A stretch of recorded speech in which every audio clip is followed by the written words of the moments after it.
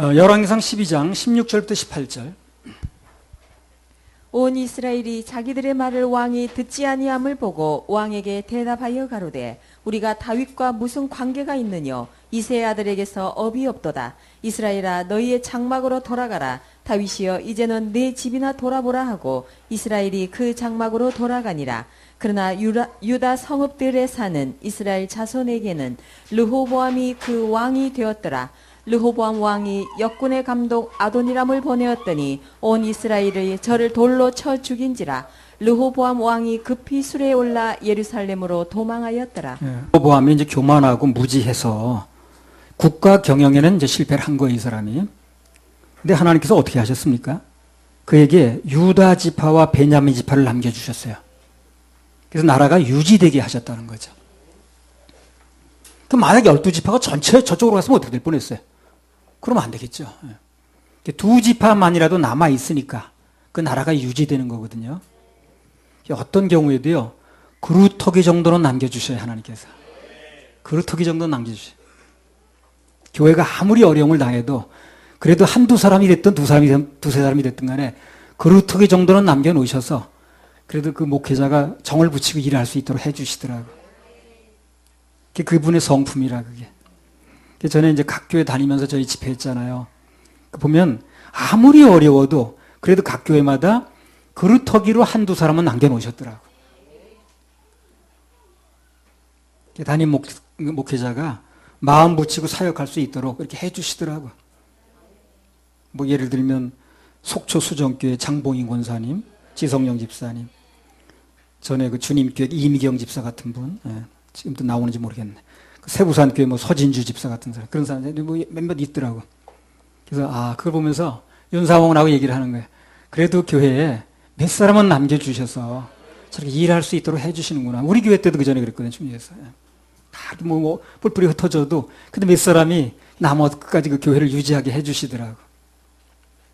하나님께서 아무리 진노하셨어도 그러나 그 밑바탕은 긍휼 가운데서 일하신다는 거. 그게 우리로 하여금 마음에 안심을 하게 하는 거예요. 평안이 있게 하는 겁니다. 그래도 하나님께서 긍휼을 가지고 일을 하시는구나.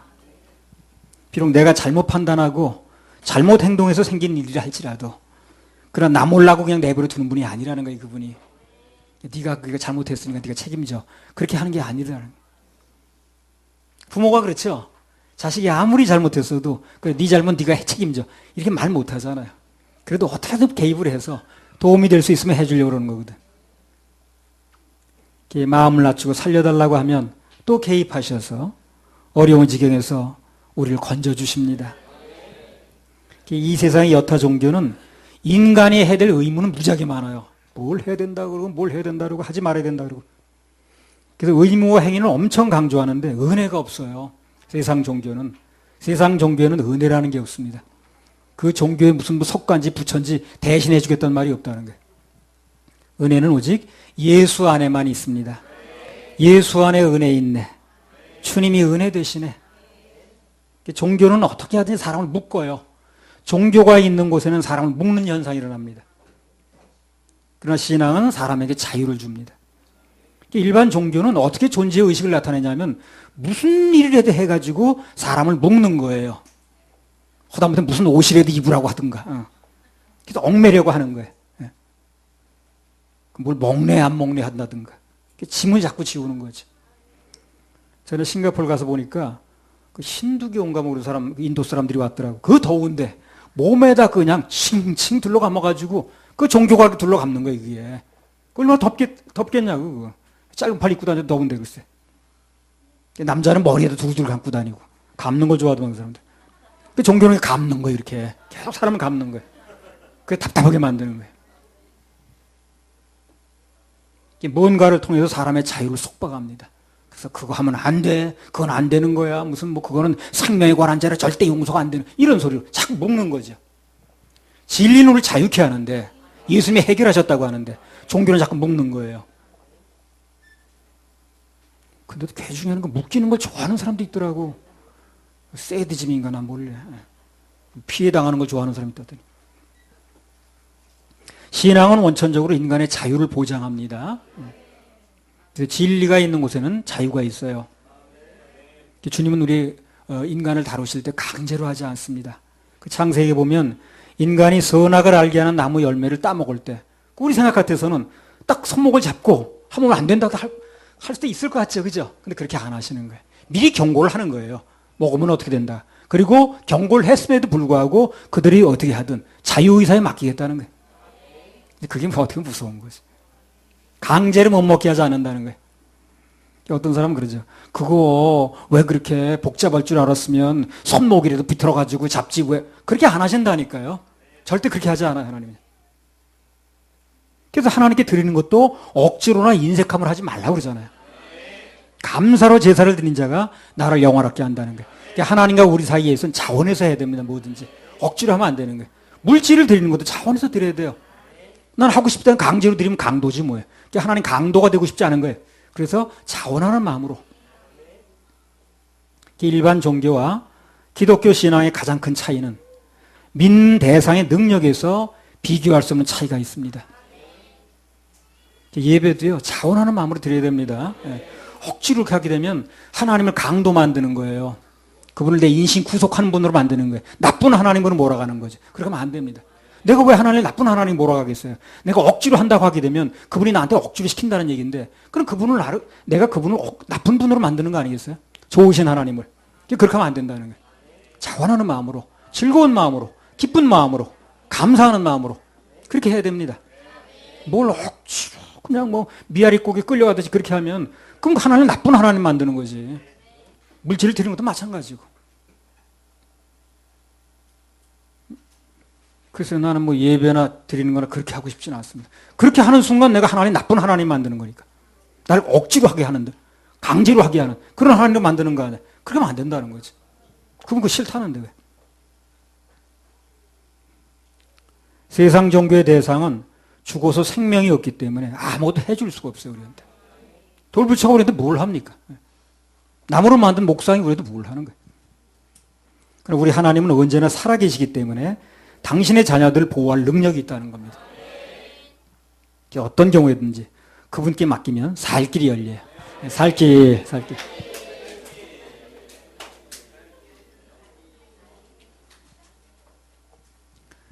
그 영어 방송 듣는다는 얘기를 하니까 오늘 아침 우연히 유튜브 이렇게 뭐 다른 것도 찾다가 그 존 메가더라고 그 목사님 그 설교가 이렇게 올라와 있더라고. 내가 지금 한 구절만 듣게 됐어요. 근데 내가 딱 듣는 구절이 뭐가 나오냐면 14만 4천 명이 누구냐 하는 얘기가 나오는 거야. 계시록에. 계시록 14만 4천 명 나오죠. 계시록 14만 4천 명이 누구냐? 유대인 전도대라는 거예요. 마지막 복음은 우리가 전하는 게 아니라 우리 은혜 시대에 전하는 거. 마지막 복음은 유대인들이 전한다. 아니 난 그 얘기를 그렇게 하는 사람 드물더니 그 사람이 그 얘기를 하더라고. 이걸 아무나 몰라가지고 답답한 얘기 한다 그러면서 이걸 잘 못 가르친다 그러면서 그 유대인 전도대가 14만 4천 명이 나중에 마지막 때 활동한다는 거예요. 나 그렇게 말하는 사람은 나 별로 잘 본 적이 없어요. 근데 그 사람이 딱 아주 속 시원하게 얘기를 하더라고. 666 활동 전에 우리는 올라간다 이런 얘기. 그렇게 많은 목사가 있어도 그 14만 4천이 뭔가에 대해서 그렇게 분명하게 얘기하는 사람이 그렇게 많지가 않아요. 근데 그 사람이 그 얘기를 하더라고. 그 14만 4천 명이 유대인들의 전도대다. 그래서 마지막 시대에는 초후에는 그 사람들이 전도한다. 그리고 우리 교회는 지금 기회가 있을 때 은혜 시대 하는 거지. 그때 가면 우리한테 차례가 오지 않는다. 이렇게 얘기하더라고. 그래서 야 정말 그렇게 얘기하는 사람도 있었네. 여러분 나중에요. 이제 언젠가 이제 공중으로 들림받으면 가게 되는데 가장 정확한 교회 중에 하나 여러분 선택했다고 하셔야 돼요. 틀림없습니다. 가장 성경에 유사한 아주 근접한 그런 교회에 여러분 출석하시는 거예요. 역사는 그렇게 얘기하더라고요. 얼마나 속이 시원한지. 근데 그렇게 얘기하는 사람이 많지 않은 거예요. 그렇게 성경 목사들이 많아도. 전부 14만 4천에 들면 뭐 들어야 된다는 둥, 그거 빠지면 안 된다는 둥, 그딴 소리 하고 앉았지. 그 14만 4천명이 유대인 전도대란 말하고 딱 얘기를 안 하는 거예요. 그 성경에 나오잖아요. 다니엘 지파, 단지파가 아니다. 그죠? 무슨 갓지파, 무슨 지파, 그 유대인 지파라고 얘기를 하잖아요, 성경에서. 근데도 그렇게 엉뚱한 소리 하는 거예요. 유다 지파에서 얼마, 무슨 갓 지파에서 얼마, 무슨 요셉 지파에서 얼마 해가지고, 그 유대인 지파라고 얘기를 하잖아요.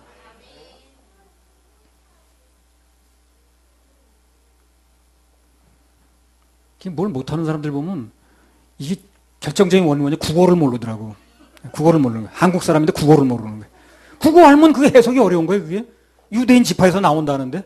근데 뭐 어려울 게 없는데 국어 실력이 없더라고. 뭐 영어는 둘째치고 한국말 실력이 없는 거야. 그리고 해석을 못해, 한국말로 써는데. 어떻게 한국말을 못 알아들을까? 아니, 선물이라고 하잖아요, 구원이. 선물이 뭐예요? 그냥 준다는 거예요. 대가가 있으면 선물이 아니죠. 그 선물은 그냥 구원은 선물이라는 거예요. 그냥 준다는 거예요. 내 대가를 내놓으면 선물이 아니죠. 그 국어만 하면 되는 거 아니에요, 그거요. 근데 뭘 자꾸 내가 해야 된다는 둥, 안 해야 된다는 둥, 대가를 지불한다고. 그렇게 나오면 선물이 아니잖아요. 성경에 구원이 선물이라고 나왔잖아요. 너희가 그 은혜를 인하여 믿음으로 말미암아 구원을 얻었나니 이것이 너희에게서 난 것이 아니요 하나님의 선물이라. 행위에서 난 것이 아니니 이는 누구든지 자랑치 못하게 합니다. 행위에서 난 게 아니라고 그러잖아요. 근데 국어에서 그 한국말로 나왔는 걸 모르냐고 그렇게.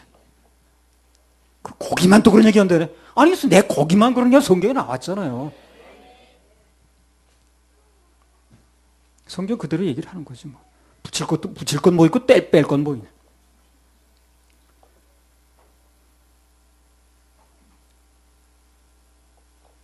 일반 종교와 기독교 신앙의 가장 큰 차이는 그 믿는 대상의 능력에서 차이가 난다는 거예요.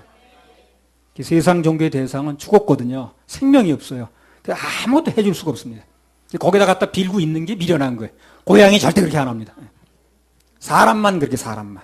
그럼 뭘 만들어 놓고 거기다 절하고 있는 건 사람만 그래요. 짐승은 절대 그렇게 안 합니다. 그래서 예배의 대상을 정확히 못 찾으면 짐승만 못하다는 얘기 거기서 나오는 거예요. 우리 하나님은 언제나 살아계시기 때문에 당신의 자녀들을 보호할 능력이 있습니다. 창세기 20장 1절에서 3절.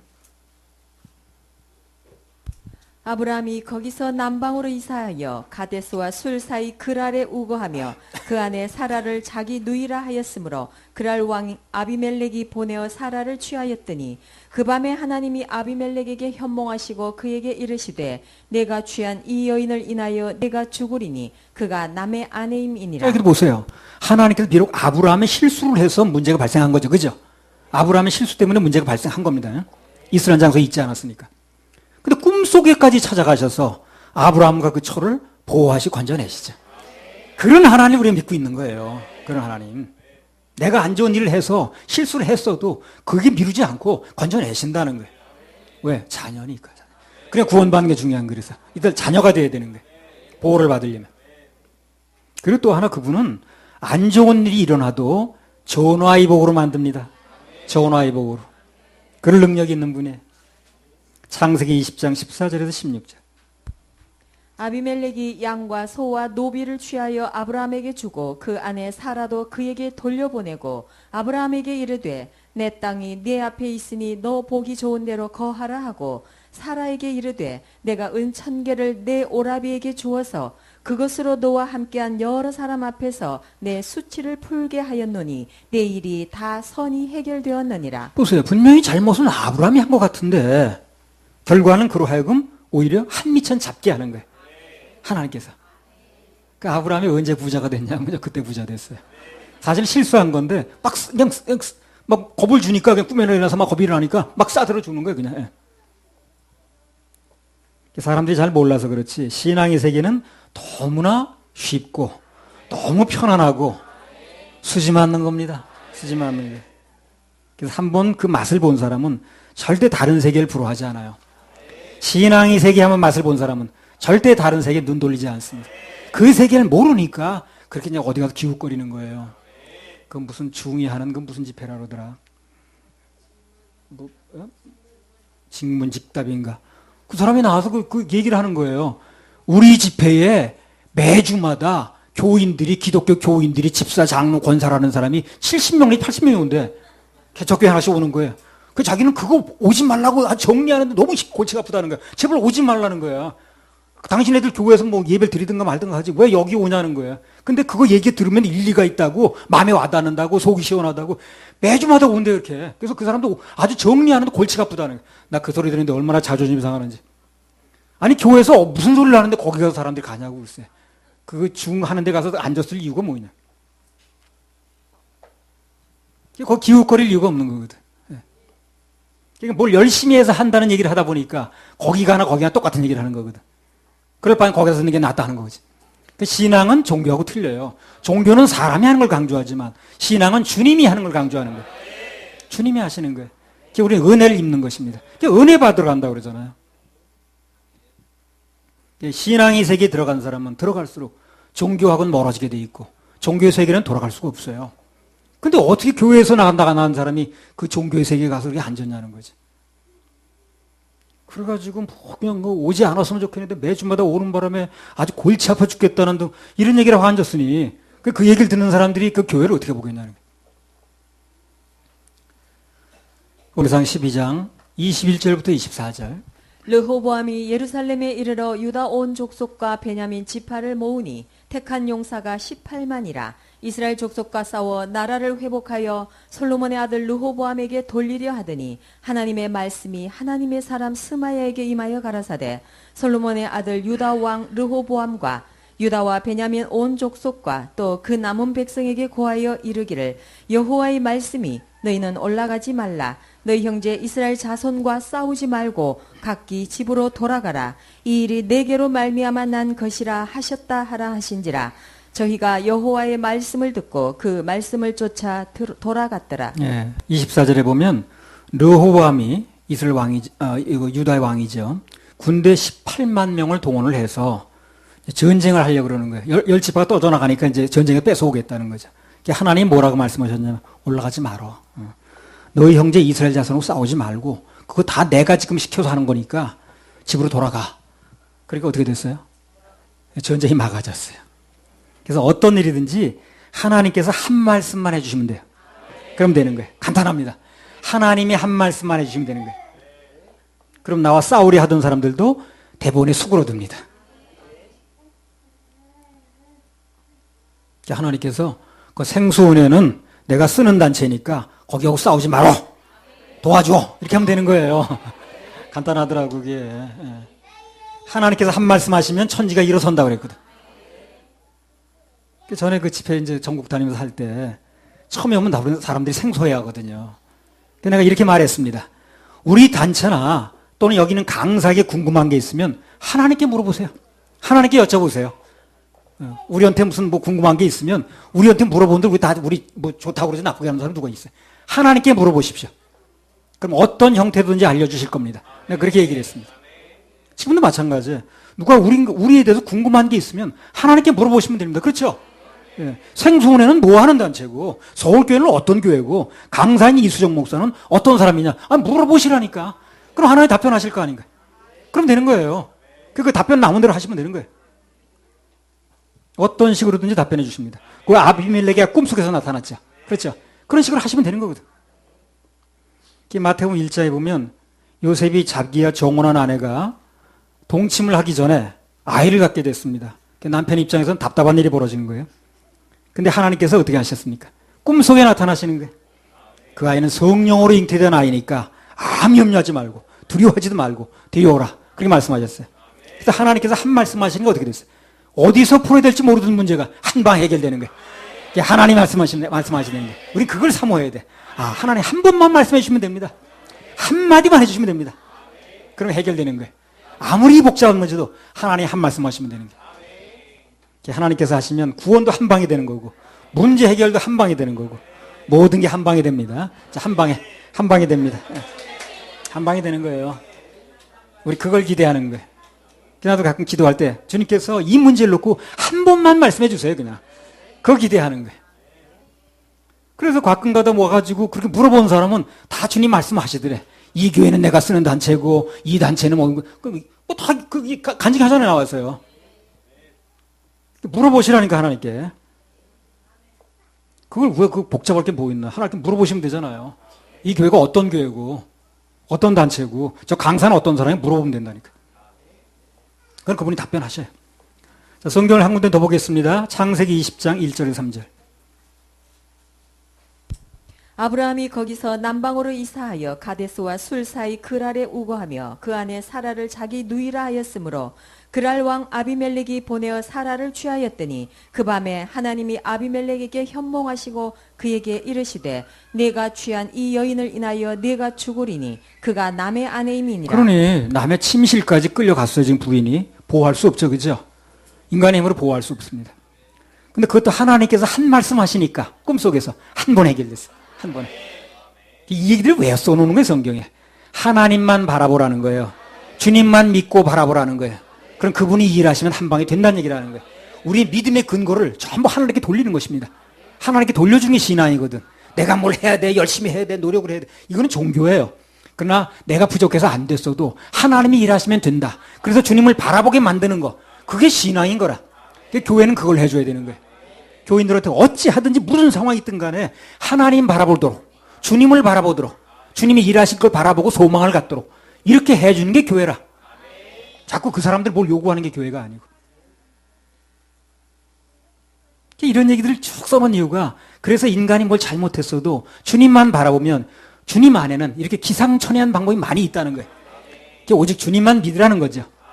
신앙을 강조하는 거예요. 신앙. 신앙이 뭡니까? 믿을 신자도 바랄 랑자거든. 주님만 바라보라는 거거든. 오직 여호와를 바라보는 자는, 여호와를 앙망하는 자는 새 힘을 얻으리니. 근데 교회는 자꾸 종교를 강조하다 보니까, 뭘 하는 걸 강조하다 보니까 몇십 년 그렇게 되다 보니까 이 신앙을 얘기하면 이상하다는 거예요. 생소하다는 거예요. 한번 들어본 얘기가 아니라는 거예요. 그게 비극이에요. 예. 교회 와서 신앙을 얘기를 해야 되는 건데 종교를 많이 들었다는 게 너무. 뭘 하라는 얘기만 듣다 보니까 교회가 뭘 하는 데인 줄 아는 거예요. 자꾸만. 힘들죠. 예. 교회 다니다 쉰다는 사람 있죠. 가끔가다.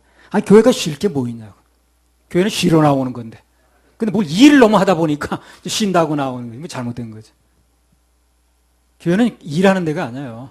쉬는 데입니다. 먹고 쉬고 충전해서 세상으로 다시 충전돼서 나가는 데예요.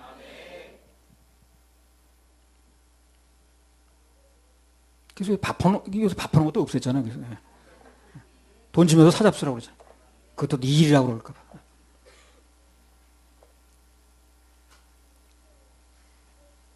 하나님께서 꿈속에서 한 말씀 하시니까 간단히 해결됐습니다. 그것 때문에 나중에 더 좋은 일이 벌어졌어요. 우리 인생에서 어떤 일이 나든 간에 접전하는 곳에는 우리 주님께서 가십니다. 우리 이제 그분을 바라보면서 찬양하고 감사하고 예배하면 되는 그게 우리 일이에요. 그분은 일하시고 우리는 감사하고 찬양하고 역할 분담이 분명해야 돼. 그래야 믿음 안에 모든 걸 누릴 수가 있습니다. 자, 연결해서 한 말씀 더 보겠습니다. 열왕기상 12장 24절.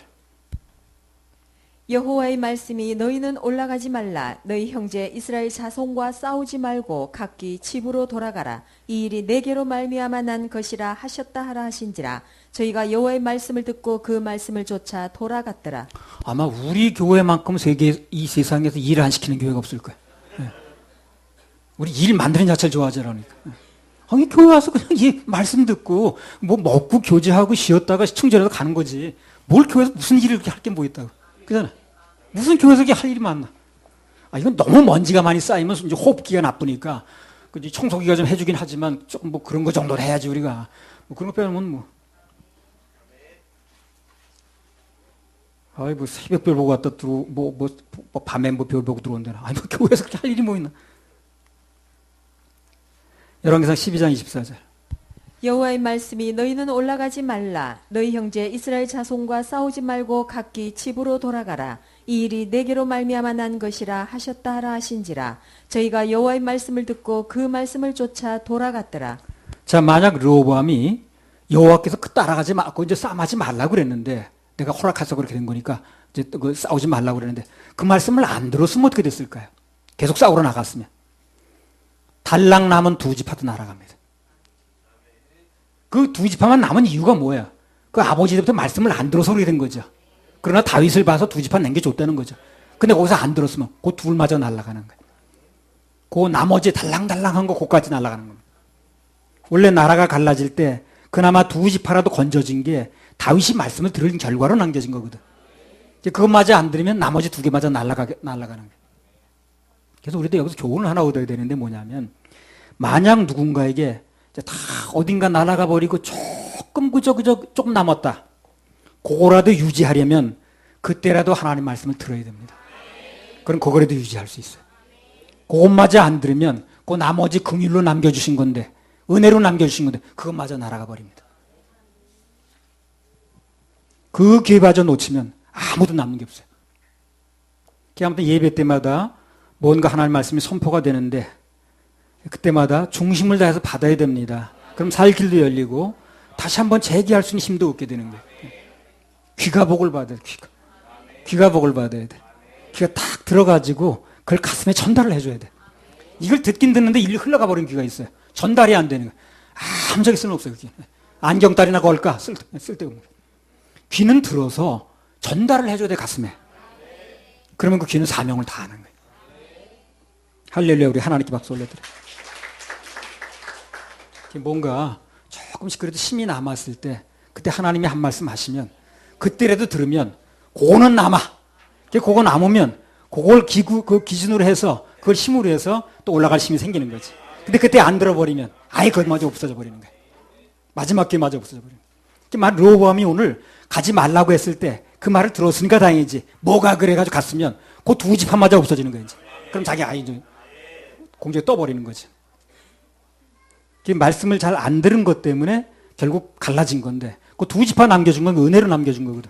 근데 하나님 말씀하셨는데 안 들으면 그거마저 날아간다는 거지. 그런 얘기를 왜 써놨냐면 성경에 우리에게 적용하라고.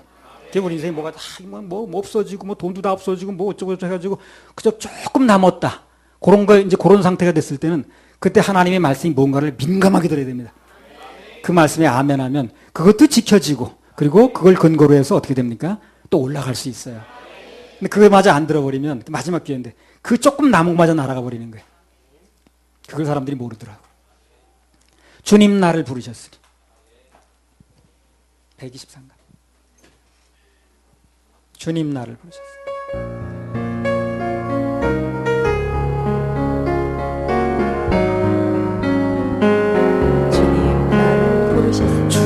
나를 부르셨으니 주님 나를 부르셨으니 나를 부르셨으니 내 모든 정성 내 모든 정성 내 모든 정성 주만 위해 바칩니다. 주님 주님 나의 기도 들으사 나의 기도 들으사 영원토록 주님만 사모하게 하옵소서. 사모하게 하옵소서. 주님 나를 사랑해서 나를 사랑했으니 주님 나를 사랑해서 나를 사랑했으니 이 몸 바쳐서 이 몸 바쳐서 이 몸 바쳐서 주만 따라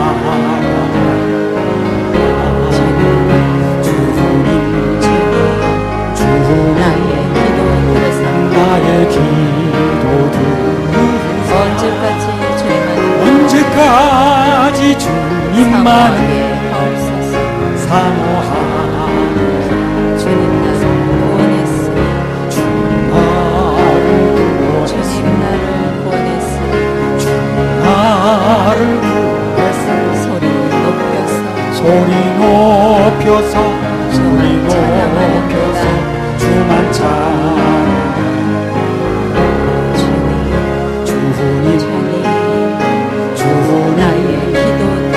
나의 기도 들으사 할렐루야 할렐루야 주님만 사모하게 하옵소서.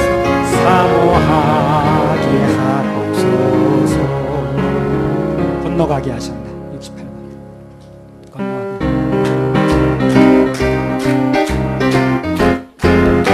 거친 바람 속에 찾아오신 금성 가슴 깊이 품고 나그네 길 떠났네. 나그네 길 떠났네. 하늘 불꽃을 불러주신 그 사랑 불러주신 그 사랑 바다 한복 바다 한복 순종의 길 떠나네. 순종의 길 세상을 모두 다 버린 채 세상을 모두 다 사랑의 버린 채 말씀을 붙잡고 사랑의 말씀을 시험과 유혹을 이기며 시험과 유혹을 약속의 땅으로 간다네.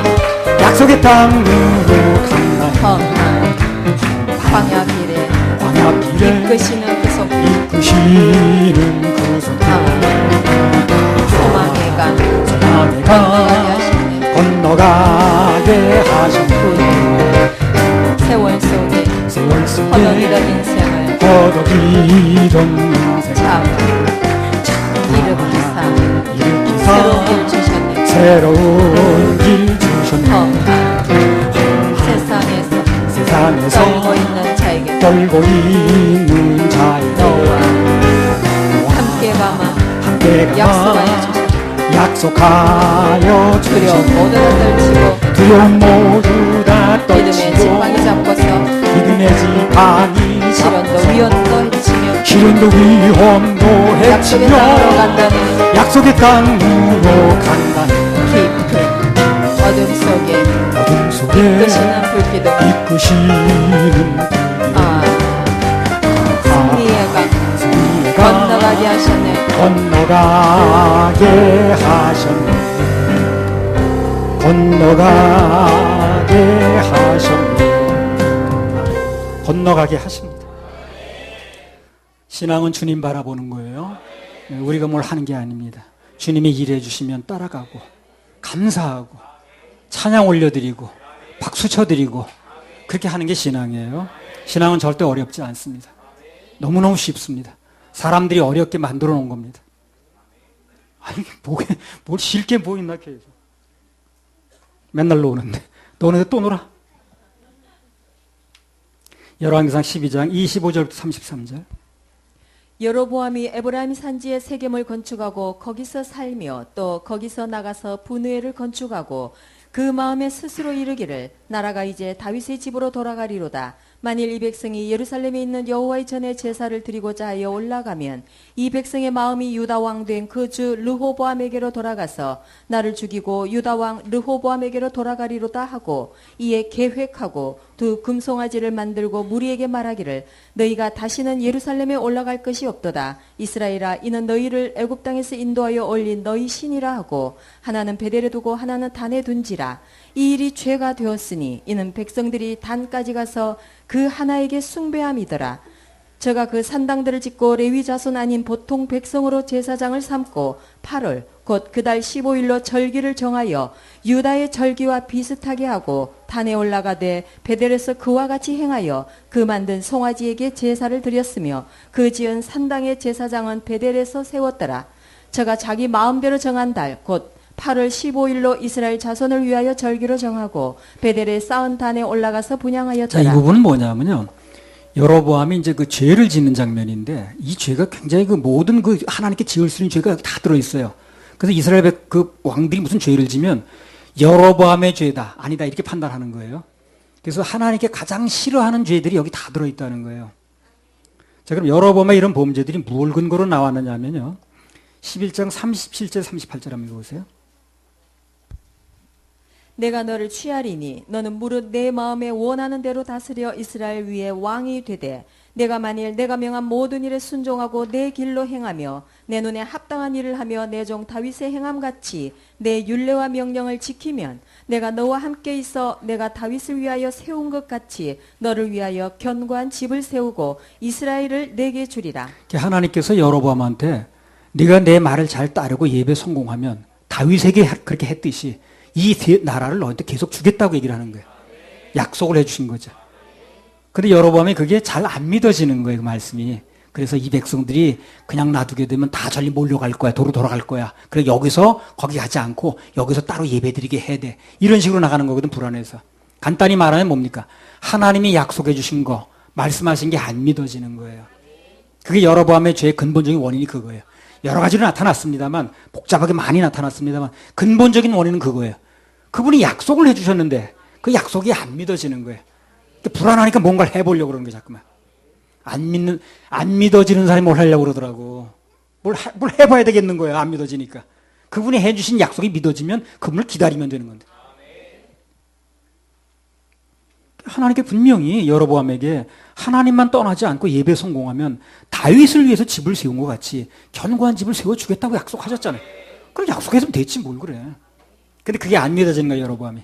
그러니까 뭘 거기까지 갈 필요 없다는 둥, 제사장도 여기서 따로 세우자는 둥, 그 절기도 그냥 뭐 거기 하지 말고 우리 따로 세우자는 둥, 다 그게 그래서 나오는 거예요. 여로보암의 마음속에 하나님께서 그 약속해 주신 말씀이 남아있지 않는 거예요. 그 생각과 마음속에 말씀이 죽은 거죠. 그러니까 이제 그런 행동이 나오는 거예요. 누군가의 마음속에 믿음이 들어오면 그 믿음이 일을 합니다. 근데 중요한 건 긍정적인 것만 일을 하는 게 아니라는 거예요. 부정적인 것도 믿음이에요. 그래서 부정적인 마음도 내게 들어오게 되면, 불신이 들어오게 되면 그것도 나름대로 일을 합니다. 내 속에서. 믿음도 일을 하지만 불신도 일을 한다는 거예요. 어떤 사람 속에서 마음속에 말씀이 일을 할 것 같으면 환경하고는 아무 관계없이 평안이 옵니다. 마음에. 환경은 변한 게 없는데 괜히 마음이 편해. 마음이 편안해 하고 그냥 막 기쁨이 넘쳐. 막 뭔가 될 것만 같고 말이야. 그럼 머지않아 그 사람 응답이 와요. 근데 반대로 불신이 일을 하면 이 오늘 여러분처럼 불안한 거예요. 야, 이 사람들도 뭐 다 몰려가는 거 아니야? 그냥 뭐 이거 지금 우리 나한테 준 백성들이 다 예배드리는 걸 가버리는 거 아니야? 그냥 보내면 안 되겠네. 이제 이런 식으로 돼버리는 거예요. 약속은 어디로 가버리고 눈에 환경만 보이는 거예요. 그 환경대로 이제 대처하다 보니까 환경 따라가게 되는 거죠. 말씀이 나에게 자리 잡고 있으면 말씀 따라가면 되는데 말씀이 안 남아 있다 보니까 어떻게 하는 거예요? 자꾸 환경을 보게 되는 거예요. 나름대로 우상을 만드는 이유가 뭡니까? 자기 마음이 안 따라가니까, 믿음이 안 생기니까 뭐라도 만들어야 되겠는 거야, 자꾸만. 뭔가 의지 대상을 만들어야 되겠는 거예요. 여로보암이 이제 그 죄를 짓는 거예요. 간단히 말하면 여로보암의 죄가 뭡니까? 말씀이 안 믿어진 죄예요, 그게. 여러 가지 복잡, 여로보암의 죄 하면 뭐 7가지가 쭉 나오지만 간단히 말하면 그거예요. 말씀이 안 믿어지는 거예요. 그러니까 여러 가지 얘기가 나오는 거예요, 지금. 말씀만 믿어지면 다 필요 없는 거예요. 이게 뭔가 하나님 약속을 받은 사람이라면 불안해하지 마세요, 불안하지 마세요. 불안해하게 되면 그 불안이 가만히 있는 게 아니에요. 또 다른 일을 합니다, 내 속에서. 자꾸 뭔가를 하게 만들고, 뭔가를 세우게 만들고, 눈에 보이는 걸 만들게 만들고, 그렇게 하는 거예요. 그리고 사고치게 만든다고 말이죠. 믿음만 일을 하는 게 아니라 불신도 일을 한다는 거. 그걸 명심할 필요가 있다는 거. 창세기 16장 1절에서 4절. 아브라함의 아내 사레는 생산치 못하였고 그에게 한 여종이 있으니 애굽 사람이요 이름은 하갈이라. 사레가 아브라함에게 이르되 여호와께서 나의 생산을 허락지 아니하셨으니 원컨대 나의 여종과 동침하라. 내가 혹 그로 말미암아 자녀를 얻을까 하노라 하매 아브라함이 사레의 말을 들으니라. 아브라함의 아내 사레가 그 여종 애굽 사람 하갈을 가져 그 남편 아브라함에게 첩으로 준 때는 아브라함이 가나안 땅에 거한 지 10년 후이었더라.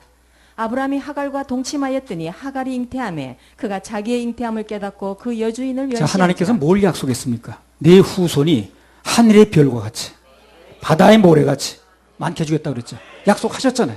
그럼 믿으면 되는 거예요. 근데 한 10년 지나니까 그 말씀은 어디로 가버리고, 야, 나는 점점 나이가 들어가네. 아내는 무슨 이제 레디탄데 없다고 그러네. 이거 어떻게 되는 거야? 그럼 뭐 젊은 여자라도 어떻게 하죠? 아이 후손을 낳아야 되겠네. 이렇게 돼버리는 거예요. 그러니까 그렇게 말할 때, 그렇게 행동할 때, 그 약속이 지금 그 속에 있는 거예요, 없는 거예요? 없는 거예요, 없는 거예요.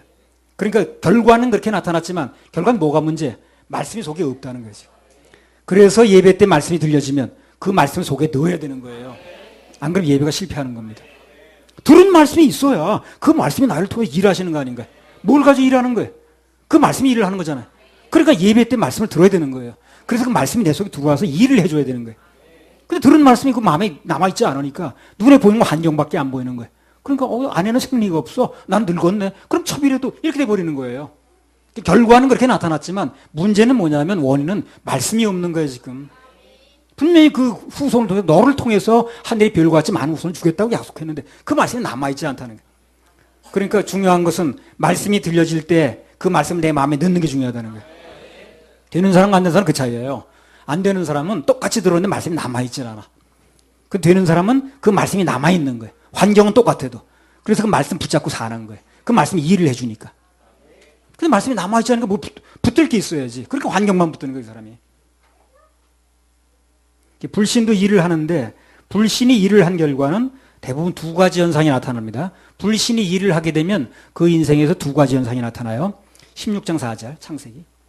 아브라함이 하갈과 동침하였더니 하갈이 잉태하매 그가 자기의 잉태함을 깨닫고 그 여주인을 멸시한지라. 그 전에 무슨 그 협회에서 어떤 일이 있을 때 전에 복잡하고 왔다 갔다 하길래 어떤 수원의 어떤 목사가 나한테 전화가 와서 어떻게 하면 좋겠냐. 그래서 그 목사님이 여기 올 때 무슨 붙잡은 말씀이 있을 거 아닙니까? 그 말씀 붙잡고 하시면 되겠네. 그랬더니 그게 문제예요. 그게 없다는 거예요. 그리고 흔들리는 거예요. 그러니까 결국은 환경이 문제가 아니더라고. 환경은 아침 저녁 다릅니다. 문제는 그 말씀의 환경에 관계없이 붙잡은 말씀이 있어야 되는 거예요. 그 말씀 붙잡으면 사는 거예요. 환경을 이길 수 있는 힘이 거기서 나오는 거예요. 그 말씀이 어디서 나오냐는 거예요. 어디 남대문 시장에서 나오는 거예요? 예배 참석하면 예배에서 나오는 거거든요. 그 예배 시간에 말씀을 들어야 되는 거예요. 말씀 들어서 그 말씀을 내 속에 넣는 게 예배 성공이라. 그러니까 졸기는 하고 그냥 안 들으면 듣긴 왔긴 했는데 말씀이 남아있지 않은 게 예배 성공 안 되는 거예요. 예배 참석에서는 아주 필수적인 게 그 말씀이 들려야 돼요. 사모하는 마음 말씀 들어서 그 말씀이 내 속에 들어와 있어야 됩니다. 그거 붙잡고 일주 동안 사는 거잖아요. 다음 주에 또 와서 들으면 되는 거고. 중간에 좀 식어질까봐 주중에 또 한번 예배를 또 드리잖아요. 중간 급유를 하는 거예요.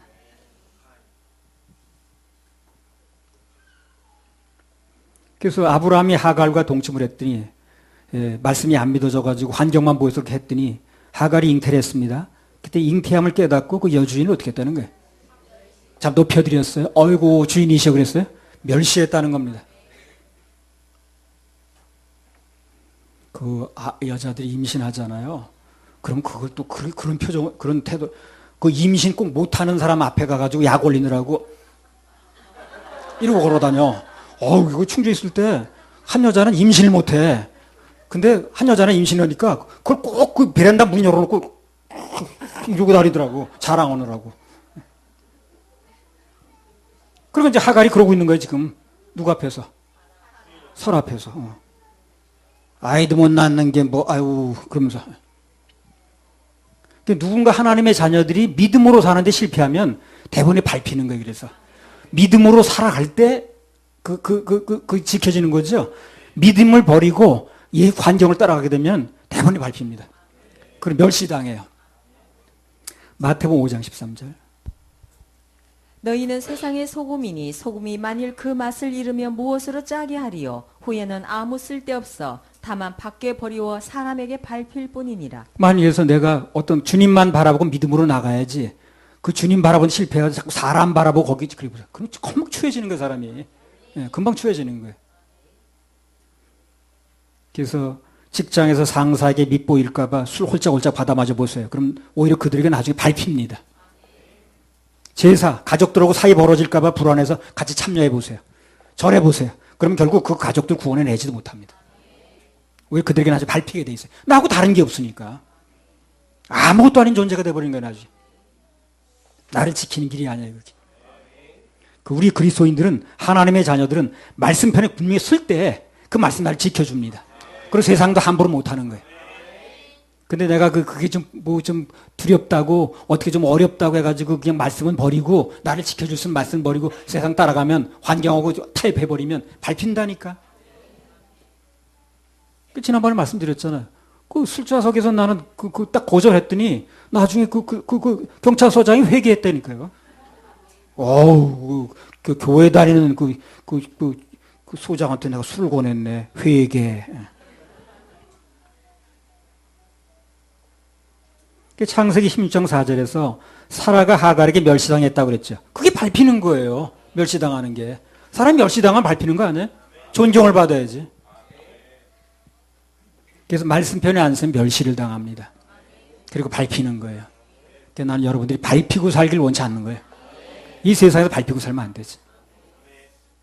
그래서 밟히고 살지 않는 방법이 뭐냐면 말씀 쪽에 선다는 거예요. 그럼 말씀이 우리를 방어해 줍니다. 지켜줍니다. 그게 땅바닥에 떨어지게 만들지 않아요. 나 전에 천안에서 근무할 때 몇 번 얘기를 했습니다만, 나는 어쨌든 말씀편에 쓰고 예배 이제 성공하려고 하니까, 우리 과장이 이제 모시고 있는 분이 무슨 사건이 터지면 그러는 거야. 이제 나한테 공격이 들어올까봐, 이 사람은 서로 간부 달고 온 사람이 뭘 하겠어? 자네들이 그거 해야지. 그러면서 이제 그 형사들 막 나무라는 거야. 날 감싸주면서. 그리고 또 혹시 뭐 하나 잡으면 나는 그 현장에 있지도 않았는데, 복 있는 며느리 들어오니까 잡는 거야. 참, 주님께서 날 그렇게 세워주시더랬죠. 근데 또 그렇게 말할 수밖에 없는 게 뭐냐면, 내가 그때 근무하던 그 시기에 순환보직헌을 한 6개월 했을 때 전국적으로 검거 실적이 1등인가 2등 나왔어요. 지방경찰서에서. 그렇게 말할 수밖에 없겠더라고. 또. 그러니까 주님이 해주시는 거지. 내가 무슨 기술로 이렇게 잡겠어요. 내가 도둑하고 멱살 잡고 잡아오겠어요.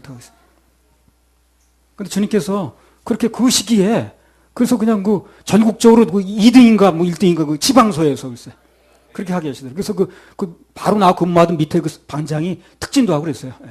현모라고. 그래서. 그러니까 그 과장이 그렇게 말할 수밖에 없겠더라고, 사실상. 그게 다 뭐냐면, 주님 편에 서면 주님이 일을 해주신다는 거예요. 그 얘기를 하려는 거예요, 지금요. 근데 그걸 조금 못 견뎌가지고 그냥 세상 편에 서가지고 같이 맞춰져 버리니까, 타협해버리니까, 주님이 해주실 일이 없네. 근데 주님이 일하심이 나타나질 않으니까, 밟히는 거지, 그때부터. 그 아브라함이 주님 편에 서니까, 그 아비멜렉 그런 사람이 와죠. 화해하자고 그래, 이사 간데도 오고. 그래가지고 하나님이 너와 함께 봤다 그러면서. 그렇게 되는 거예요. 그러니까 우리는 하나님 편에 서야 되는 거예요. 살려면, 안 밟히려면. 근데 그렇게 할 수 있는 힘이 교회에서 나온다는 거예요. 예배에 나오는 거예요. 말씀을 들어야 그런 힘이 나올 거 아닌가. 말씀을 안 듣는데 그런 힘이 나올 수가 없지. 환경은 너무 매주마다 벌어지는데 말씀을 듣지 않은 그 환경을 이길 수가 없는 거예요. 그래서 예배에 나와서 성공해야 되는 거예요. 예배 때 말씀 들어야 되는 거예요. 그래서 중간에 급유가 떨어지면 중간 급유 또 하는 거예요. 그리고 다음 주에 또 나와서 또 듣는 거예요. 말씀이 공급이 될 때가 가능한 거지. 말씀이 공급이 안 되면 환경은 강한데 이길 수가 없잖아요. 그래서 예배 성공이 중요한 겁니다. 교회는 그걸 해주는 거예요. 그 성도들이 일주일 동안에 떨어진 어떤 힘을 다시 공급을 해가지고 또 할 수 있도록 만들어주는 거죠. 그래서 예수님께서 승천하시면서 일단 교회를 남겨두고 가신 거예요. 그 일을 해라고. 교회는 그 일을 하는 거예요. 창세기 21장 9절에서 11절. 사라가 본즉 아브라함의 아들 애굽 여인 하갈의 소생이 이삭을 희롱하는지라 그가 아브라함에게 이르되 이 여종과 그 아들을 내어 쫓으라 이 종의 아들은 내 아들 이삭과 함께 기업을 얻지 못하리라 하매 아브라함이 그 아들을 위하여 그 일이 깊이 근심이 되었더니 하나님의 약속을 믿지 않고 그 약속을 마음에 두지 않고 내 생각대로 해버리면 결국은 평안이 아니라 뭐예요 지금요? 깊은 근심이 와버리는 거예요. 이러지도 못하고 저러지도 못하고 애매한 현상이 되는 거죠.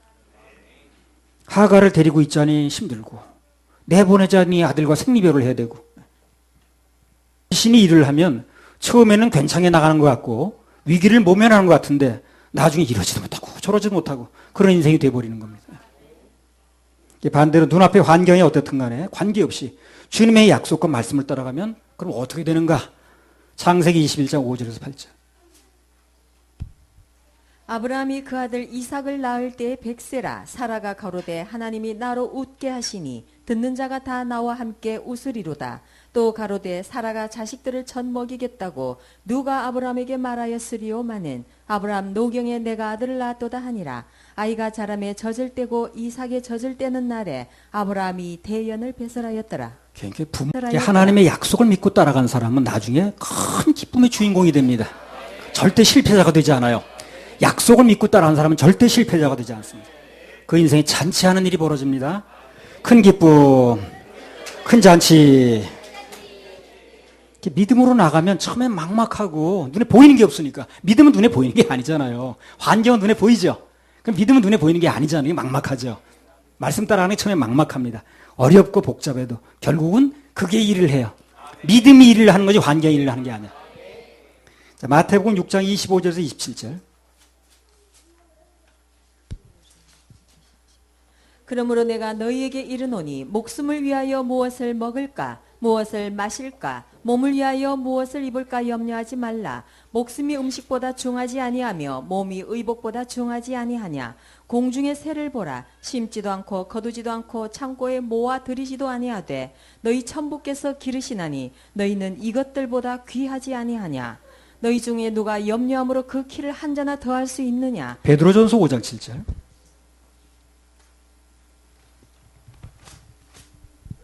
너희 염려를 다 주께 맡겨 버리라. 이는 저가 너희를 권고하심이니라. 그러니까 하나님께 성경에 이런 말씀을 자꾸 반복해서 쓰신 이유가 뭐냐면 맡기지 못해서 근심을 하면 그 근심의 열매가 맺힌다는 거예요. 그래서 이렇게 하는 거예요. 근심을 하게 되면 근심으로 끝나는 게 아니라 근심에 대한 열매가 나온다는 거지. 그래서 그렇게 하지 말라고 얘기를 하는 겁니다. 우리가 지금 가지고 있는 염려, 불안 모두 하나님께 맡겨져야 됩니다. 그래야 평안의 열매가 맺혀지고 소원의 항구로 가는 거예요. 시편 107편 30절 31절. 저희가 평온함을 인하여 기뻐하는 중에 여호와께서 저희를 소원의 항구로 인도하시는도다. 여호와의 인자하심과 인생에게 행하신 기이한 일을 인하여 그를 찬송할지로다. 바다에서 배가 풍랑을 만나면 항해 자체가 어렵습니다. 요즘 한가리까지 가서 뭐 누가 유람선이 뒤집혀가지고 저기 아유 참 거기까지 가서 그래 놀러 가서 참 큰일이네. 바다에서 배가 풍랑을 만나면 항해 자체가 어렵거든요. 그래서 항구로 가려면 우선 뭐가 전제 조건이야? 풍랑이 잠잠해져야 되는 거예요. 그렇겠죠? 배가 가려면, 항구로 들어가려면, 목적지로 가려면 우선 전제 조건이 뭐예요? 바람이 잠잠해야 되는 거예요. 우리 삶 속도 마찬가지라는 거예요. 먼저 마음속에 풍랑이 잠잠해져야, 그래야 우리가 원하는 소원의 항구로 갈 수가 있습니다. 소원의 항구로 가기 전에, 응답이 오기 전에 뭐가 먼저 온다는 거예요? 내 마음의 평안이 먼저 와야 되는 거예요. 마음이 막 요동치는데 배가 갈 수가 없어요. 그래서 응답이 오고 소원의 항구로 가기 전에 먼저 내 마음의 평안이 옵니다. 그래서 응답이 임박한 사람은요, 마음의 평안이 와요. 뭐 된 것도 아닌데, 뭔가 이루어진 것도 아닌데, 괜히 마음이 편해. 뭔가 될 것만 같아. 그러면 이제 응답이 가까운 겁니다. 불안하고 뭐가, 뭐 좌불안석이 그러면 아직 응답이 멀은 거예요. 막 바람이 있는데 어떻게 배가 갈 수가 없잖아요. 풍랑이 일어나는데 배가 항구로 들어가기 어려운 거예요. 항해할 수 없어요. 그래서 뭔가 응답이 가까워지면 마음의 평안이 옵니다. 우리 먼저 마음속의 풍랑이 잠잠해져야, 그래야 그때 우리가 원하는 소원의 항구로 갈 수 있다는 거예요. 뭔가 응답이 임박한 사람은요, 괜히 마음에 기쁨이 옵니다. 아무도 보이는 게 없는데 평안이 오고요. 뭔가만 될 것 같고, 지금 내 마음이 지금 그래. 뭐가 될 것 같아 그냥. 문제는 있는데 별 걱정이 안 되면 맡겨졌다는 거거든요. 머지않아 평안의 열매들이 나타납니다. 자, 그럼 우리가 원하던 소원의 항구로 가면 거기서 뭘 하는가? 시편 107편 31절. 성경은 참 친절해요. 거기서 뭘 하는가 또 얘기했어요. 여호와의 인자하심과 인생에게 행하신 기이한 일을 인하여 그를 찬송할지로다. 소원의 항구에 닿게 되면 뭘 하는가? 여기서 하신 일 간증 올려드리고 찬송하고 예배드리라는 거예요. 할렐루야. 우리 하나님께 박수 올려드려요.